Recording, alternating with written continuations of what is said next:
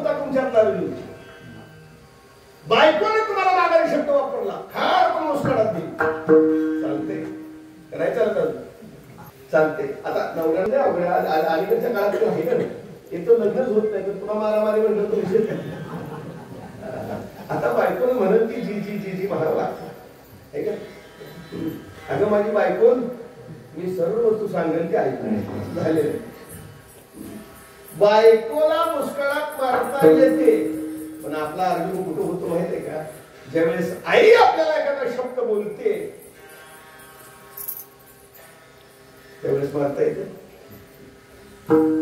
वडील आपल्याला एखादा शब्द बोलतात तिथं आपला अर्जुन होतो. जो महाभारतात अर्जुन तयार झाला समोर किती मोठा शत्रुत्वा संग्रामी हरू जिंकिला. अरे अर्जुना तो संग्रामात हर भगवंताला हरवलंस.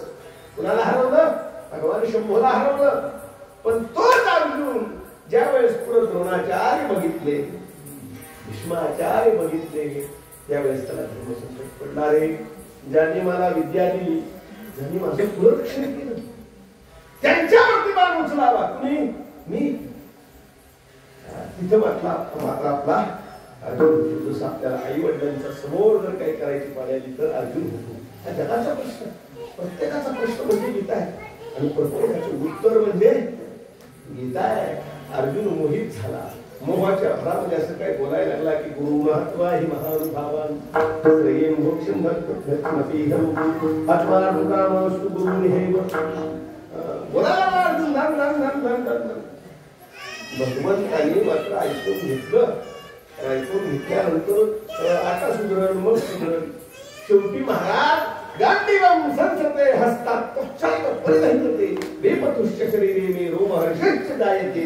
रोमांकित अंग झालं गांडीव नावाचा धनुष फेकून दिला आणि रथातून उडी टाकली. ज्ञानोबाई म्हणतात उडी टाकल्याबरोबर मग मात्र देवाचं डोकं फिरलं आणि मग देवाने अर्जुनाला सांगायला सुरुवात केली अशोचानंद प्रज्ञावादमुश्च भाषते. अरे नको त्या गप्पा मारतो पंडितासारख्या. अशोचानंद वसुचस्तो प्रज्ञावादमुश्च भाषते गतासून गतासूश्च नाम सोचन्ति पंडिता. अरे पंडितासारख्या गप्पा मारतो कळतंय का तुला? अरे समोर युद्ध खेळायला आले आणि तू युद्ध सोडून गेलास. असो तत्वज्ञान सांगणारी गीता. किती मोठं तत्वज्ञान. अशा गीतेला नमन पाहिजे ना, नमन पाहिजे का नाही? श्री गणेश आहे नाही महाराज नमन का नमन नाही? तर जगातला प्रत्येक मनुष्य प्रश्न पडला की आंधळा आहे. काय आंधळा आहे? आंधळ्याच्या श्लोकाने का सुरुवात? तर प्रश्न पडणारा प्रत्येक माणूस आंधळा असतो. आवाज आला कोण म्हणणार काय वाजलं? काय वाजलं म्हणजे मला दिसलं नाही, मी आंधळा आहे. हा मला एखादी गोष्ट आठवली नाही, काय बरं म्हणजे मी तिथं आंधळा आहे. म्हणून तर गीता हा प्रश्न आहे आणि त्याची सुरुवात आंधळ्याच्या काय आहे? श्लोकान आहे. पण एक लक्षात ठेवा, नमन का नाही? त्याला दुसरं उत्तर असं आहे, गीता हा स्वतंत्र ग्रंथच नाही, तो महाभारतातला भीष्म पर्वातला एक काय आहे? भाग आहे, एक तुकडा आहे.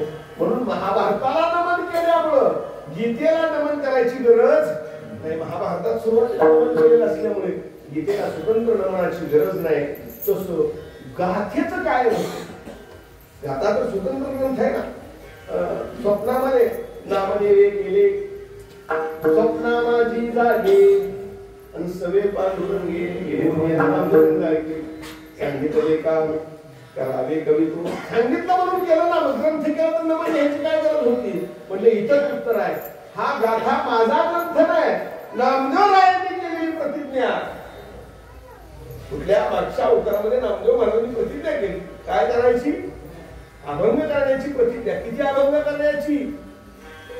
शतकोटी तुझे, शतकोटी तुझे करीना अभंग.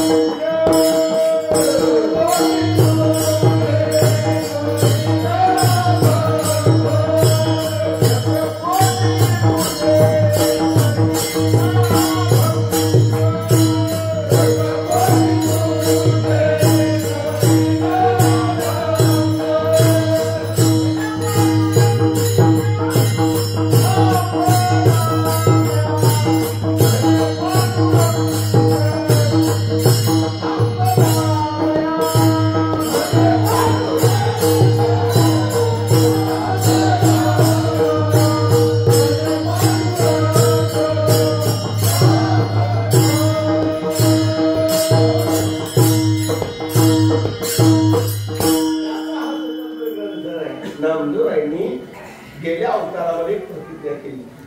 काय प्रतिज्ञा केली माहित आहे का? नामदेवराय प्रदक्षिणेला निघाले. संध्याकाळची वेळ होती. नामदेवराय निघाले. पंढरपुरात प्रदक्षिणा करत करत करत चालले त्यांच्या नादात आहे. आणि मग चंद्रभागीच्या वाळवंटाच्या जवळ गेल्यानंतर एक रामायण सांगणारा बुवा होता आणि त्याचा विषय चालला होता. बाबा, रामायण नावाचा ग्रंथ फार मोठा आहे आणि तो वाल्मिकांनी केला. कशाच्या जीवावरती केला तर नामस्मरणाच्या जीवावरती केला. आणि त्या मला सांगता सांगता नामदेवराय दिसले. त्या बुवाला नीट बोलावं पडेल, कारण एखादा बुवा पुढून आला की दुसरा बुवा नीट बोलत म्हणजे आमच्यात तर नाही सांगत, आमच्या सांगते हाटे महाराज सांगायचे. 2 जावा 2 आवा 2 बुवा त्यांचं कधी जमणार नाही. 2 जावाचं कधी जमत, 2 आवा कधी जमत. आवा सांगत बसत नाही आता. आवा निघाली पंढरपुरात असली आवा, तो 2 भेटतात तर त्याच्याही जमत नाही. कुणाच्या 2 पुत्री 2 वाजंत्री आणि 2 मंत्री त्यांचं आता जास्त सांगत बसत नाही. हांडे मारला शोभायचं आपल्याला नाही. सगळं बघितल्याबरोबर नामदेवराव बघितल्याबरोबर तो रामायण सांगताना म्हणू लागला, बघा म्हणे नामाच्या बळावरती वाल्मिकानं ग्रंथ लिहिला रामायण. आणि हा नुसता नामा, याचं नाव नाम आहे आणि हे गावाला लिहिता आला नाही. कोण म्हणलं? तो बुवा रामायण सांगणारा. म्हटल्यावरून नामदेवला राग आला. राग आल्याबरोबर पळतच देवाकडे प्रदक्षिणा अर्धी सोडली हो. मधूनच पुंडलिकापासून सरळ मंदिराकडे पळतच गेले. राग आला, देवासमोर गेले. म्हणते, देवा मला तो असं बोलला. अरे काय म्हणता ना, काय झालं? काय नाही म्हणे, चंद्रभागेत्री ऐकल्या गोष्टी आणि वाल्मिकी शतकोटी ग्रंथ केला. माझी या चित्तासी बहु झाले क्लेश, व्यर्थ मी आयुष्य गमाविले. अरे म्हणले, वाळवंटाच्या तीरावरती एक बुवा सांगत होता, वाल्मिकांनी 100 कोटी काय केले, शतकोटी नाव शतकोटी ग्रंथ शतकोटी श्लोकाचा ग्रंथ केला. चरितम रघुनाथस्य शतकोटी प्रविस्तरम एकैकमक्षरम पूसा महापातकनाशनम. 100 कोटी श्लोक लिहिले. पण कशाचे? वाल्मिकाने ते रामायणाचे. आणि माझ्याकडे बघून म्हणतोय अजून काय नामा व्यर्थ केलं हे आयुष्य. मला बघून ते नाही का, आम्हालाही बघा एखाद्या गावात जर महाराज लोकांची जे काही लोक तिरक असते ना, एकदा असंच झालं. एका गावात आम्ही असं हरिपाठ सुटला म्हणून चला गावातून फिरून येऊ. आता गावातून फिरून चालले आमची महाराज लोक 4-5 जण आम्ही मित्र मंडळी एकमेकाला चर्चा करत हसत हसत निघालो. ते बिचारी बसली, त्या काय केलं काय काय असं पाणी घेऊन आम्हाला आता आमची पाणी बऱ्याच कुठती महाराज काय म्हणलं काही कळत नाही. आमच्याकडे बघितलं काय त्याला राग आला आणि जोरात पाणी फेकलं. पांढऱ्या बोक्याला तर उतरच आला आमच्याकडे बघून. तसं नामदेवराकडे बघून ते बुवा म्हटला काय व्यर्थ केलं आयुष्य. मग नामदेवरायला म्हणजे नामदेवराय मला राग आला. माझी या चित्तासी बहु झाले क्लेश आणि व्यर्थ मी आयुष्य गमाविले. देवा हे बघ देवा, जास्त बोलणे मी खाऊन घेणार नाही. आज प्रतिज्ञा करतो तुझ्या समोर शतकोटी तुझे करीन अभंग. आणि म्हणे पांडुरंग थांब नाम्या. स्पष्ट उल्लेख आहे. नामदेव असणं म्हणत नाही, अरे नाम्या थांब असं म्हणू नको. शतकोटी तुझे, अरे 100 कोटी अभंग होणं काही सोपं आहे का? तुझं आयुष्य निम्यापर्यंत आलंय. नामदेवराय 40 वर्षाचे होते त्यावेळेस प्रतिज्ञा केली त्या टायमाला. आता इथून पुढे तुला कशा अभंग होते? म्हणजे काय नाही होणार.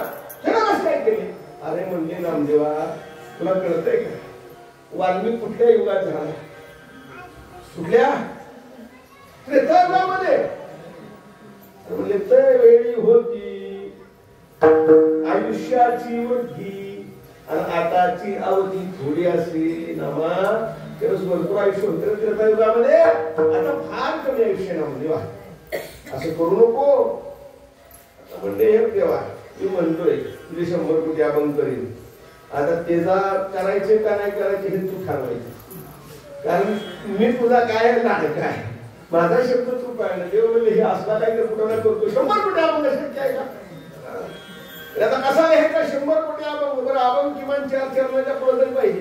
एकच अभंग नामदेवराय 2 चरणार नाही. कोणता? कोणता माहिती घालीन लोटांग मंदिर चरण डोळ्यानं पाहिजे तुझे प्रेम्यालिंगीन आनंदे तुझी भावे वालीन म्हणे नामा हे 2 चरणात आपण गेलो एवढा पण चरण तर सोडे अगदी 50-50 40-40 चरण जावं आता हे कशी करायची देव म्हणले थांब काळजी करू नको आपल्याकडे लिहिणारे भरपूर आहेत सांगणारे भरपूर आहेत मग देवानी महाराज आपल्या खिशातला मोबाईल काढला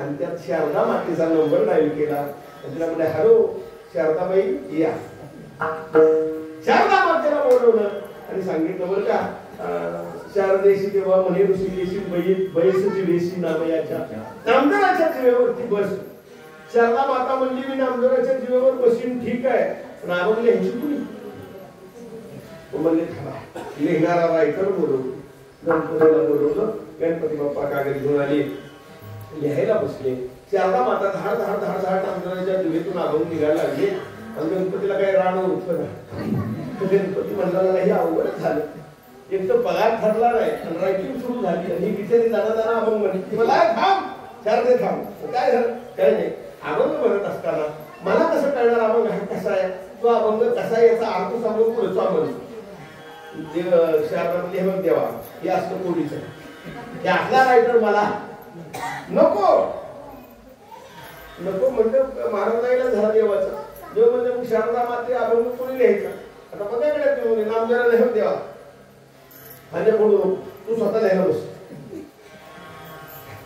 बैसी लिहावया पांडुरंग नामा म्हणे हाती बांधून यावया आणि बैसी लिहावया पांडुरंग लिहायला बसला तरी अभंग पूर्ण होईना शेवटी महाराज नारा विटा गोंदा हे सगळे अगदी जनाबाई सगळेच अभंग लिहायला बसले तरी अभंग पूर्ण झाले नाही महाराज 96 कोटी अभंग पूर्ण झाले आणि 4 कोटी अभंग राहिले आयुष्य संपलं नामदेवांचं आणि ज्यांच्या प्रत्यर्थ हा सप्ताह आपला चालू आहे याच्यात नामदेव पुण्यतिथी येते आणि नामदेवाचा समाधी सोहळा झाला नामदेवाचा समाधी सोहळा म्हणजे नामदेवाचा एकट्याचा नाही बरं किती जणांचा 14 जणांचा समाधी सोहळा एकत्र आहे हे बरोबर आहे विश्वामध्ये असं एवढं मोठं 14 जणांचं एकत्र कुटुंब एका पायरीला समाधिस्थ होणं विश्वामध्ये कुठंच घडलं नाही नामदेव समाधिस्थ झाले पण अपुरा राहिला प्रतिज्ञा अपुरी राहिली आणि मग महाराज नामदेवांनी दुसरा अवतार घेतला जगद्गुरु तुकाराम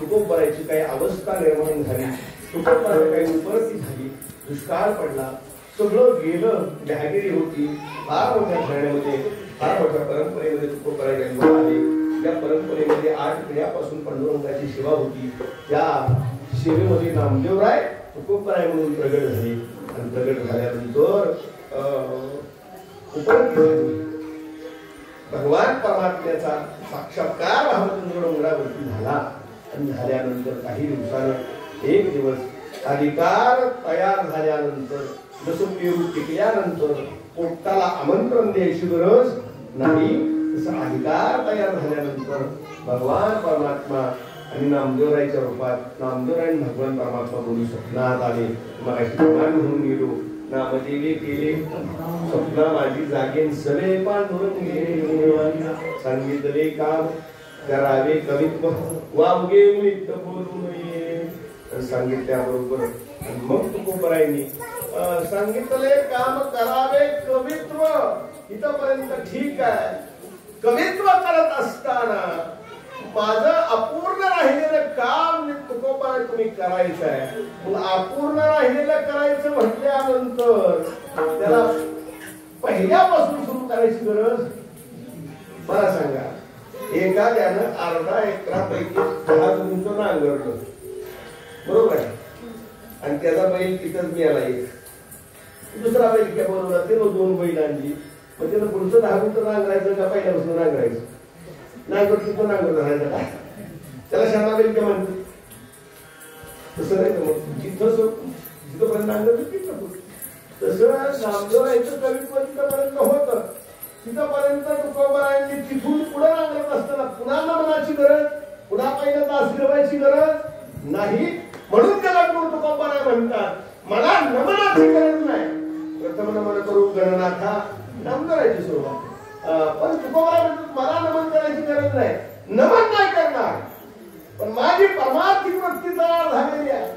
माझा परमार्थ करण्याचा मानस परिपूर्ण अंतःकरणामध्ये ठसलेला आहे. तो जर मानस घडू दिला तर माझं कवित्व पूर्ण होणार नाही. कारण कवित्व पूर्ण होण्याकरता वृत्ती स्थिर पाहिजे. वृत्ती तत्पदादी ठिकाणी स्थिर पाहिजे, तत्पदादी ठिकाणी लक्षित पाहिजे. म्हणून या ठिकाणी मी कवित्व करत असताना हे पंढरीनाथा, हे पांडुरंगा, माझी प्रार्थना आहे की माझी वृत्ती इतरत्र न जाऊ देता फक्त तुझ्या समचरणावरती, समदृष्टीवरती आणि साजरी असणाऱ्या या मुखकमलावरती स्थिर राहावी. हे अभंगाचं पहिलं चरण.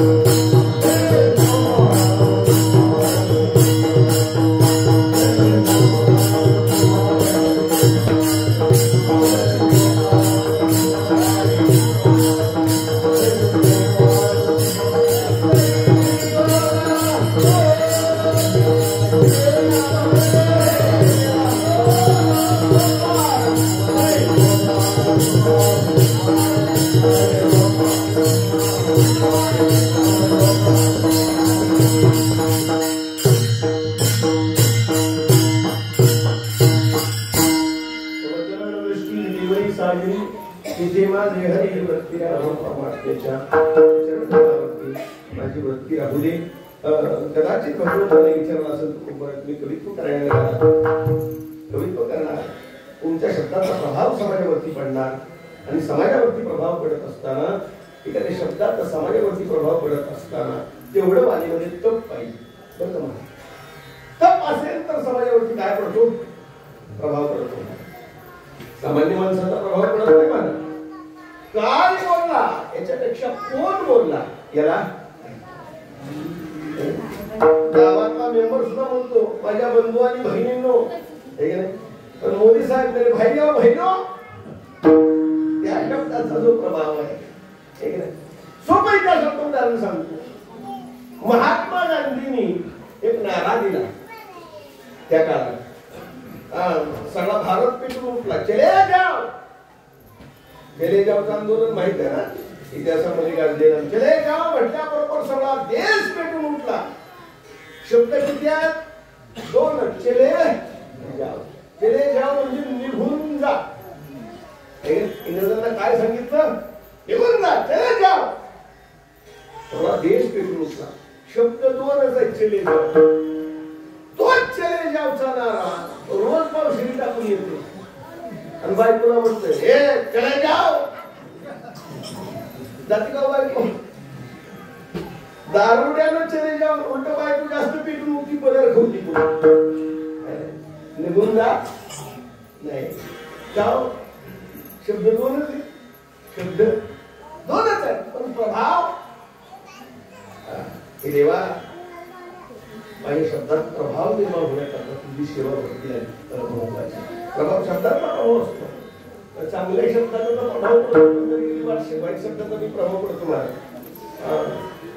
प्रभाव कधी कधी प्रसंग एखाद्या असं कीर्तन सुटलं आणि एखाद्याच्या घरी रानात चाललो तर जाताना एखादा महाराज म्हणतो महाराज त्या वड्यातल्या गाडी जरा जमाला जाऊ द्या, तिथं जरा भीती आहे.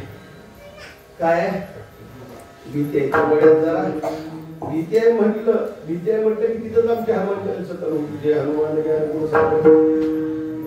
सांगतच असं. अरे तर मला प्रसंग घडला सांगतो. कोल्हापूर भागात कीर्तनला गेलो काका. ते कोल्हापूर भागात परंपरा अशी आहे किशोर महाराज गाण्याचं जागराचं कीर्तन एकाच पोरा द्यायचं. म्हणजे काय होतं सगळ्यांना सोपं पडतं. त्याला लिहायला सोपं पडतं, बाकी त्याला सोपं पडतं. मग तिथं परंपरा अशी आहे काल्या दिवशी काल्याच्या आदल्या दिवशी त्या भागातल्या ज्या माहेरवासीने म्हणजे तिथल्या ज्या मुली आहेत बाहेर दिलेल्या त्या मुलींनी सगळ्या आणि तिथं त्या गावात सप्त्याला काल्याला यात्रेसारखा समाज जमतो. सगळे यायचो. सगळ्यांनी घर घरचं भरलेलं असतं.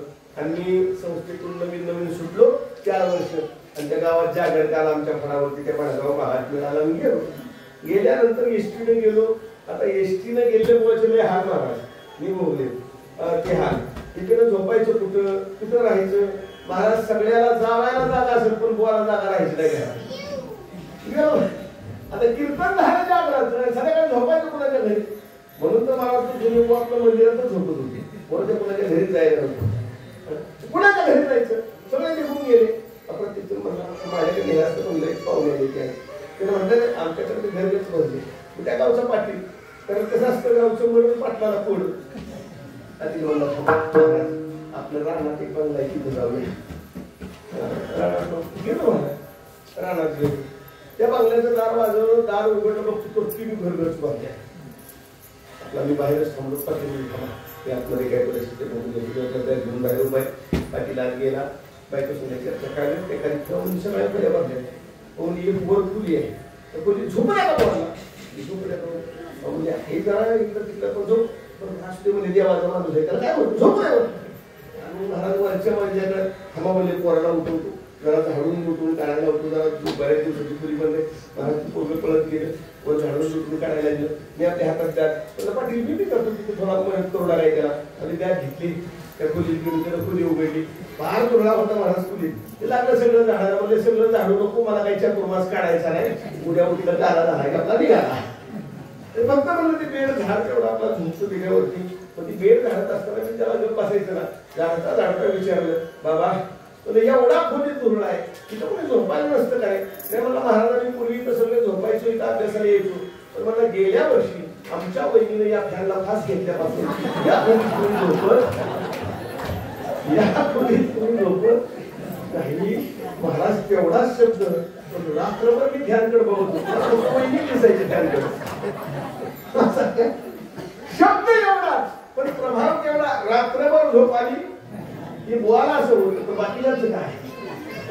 मला सांगायचं प्रभाव आहे, वृत्तीवरती विषयाचा प्रभाव आहे, याच्या व्यतिरिक्त अनेक लगे माई इथे माझे अर्थ नको देवा. देवा या वृत्तीला तुझ्या चरणाशिवाय, समचरणाशिवाय, समदृष्टीशिवाय आणि विद्यमान असणाऱ्या सुंदर मुखाशिवाय इतरत्र जाऊ देऊ नको.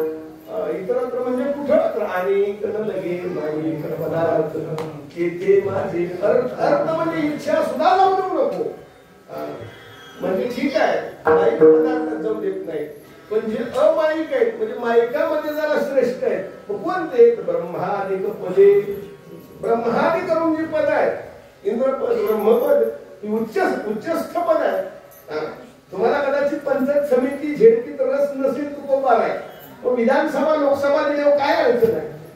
अजिबात ब्रह्मादिक पद दुःखाची शीख आहे. किती दुःखाची शीख आहे? आता गल्लीतली कुत्री परत तिथं जाऊन शिवाय देते एकमेकाला, लाजच नाही वाटाय पाहिजे त्याला. त्यांना आमदार केलं, यांना खासदार केले, मला वाटतं लायकी नसताना आपण केलं काही. तिथं जाऊन शिवाय एकमेकाला. लोकप्रतिनिधींचा काय आदर्श घ्यावा मला? आता कोणावर बोलत नाही, सगळे सारखेच झालेले. ककाशेर भाज्या, ककाशेर खाजा, तू मी बाबत भाऊ दोघं मिळून वाटून खाऊ. मोठी पद दुःखदायक आहे. ब्रह्मादिक पदी दुःखाची शिराळी ते दुष्टित जणी जडू देशी आणि कळगी ते माझ्या नको देवा. गोपाराय कशामुळे नको? तुका म्हणे त्याचे कळले अभाव,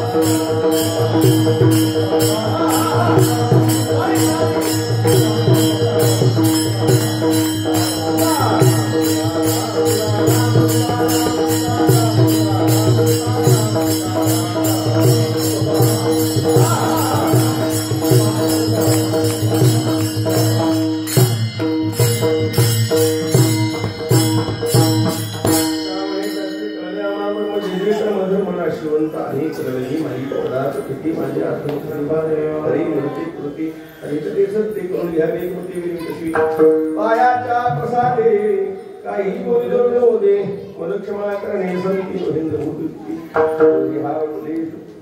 तुमचे बरोबर शिष्य तुमच्या कृतीची कुसली जन्मोजन्मी कामून झालेली सेवा सद्गुरू भालनाथ महाराजांच्या चरणी समर्पित करायची.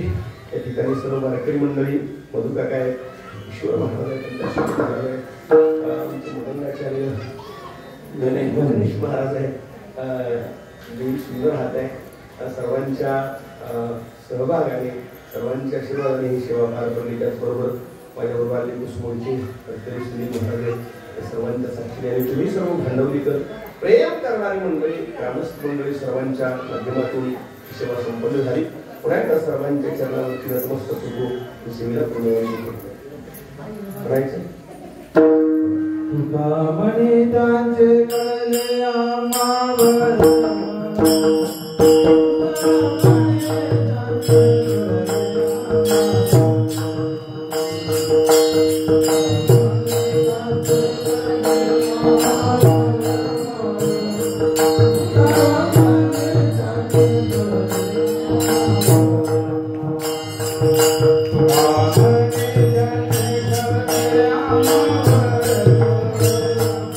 Thank you.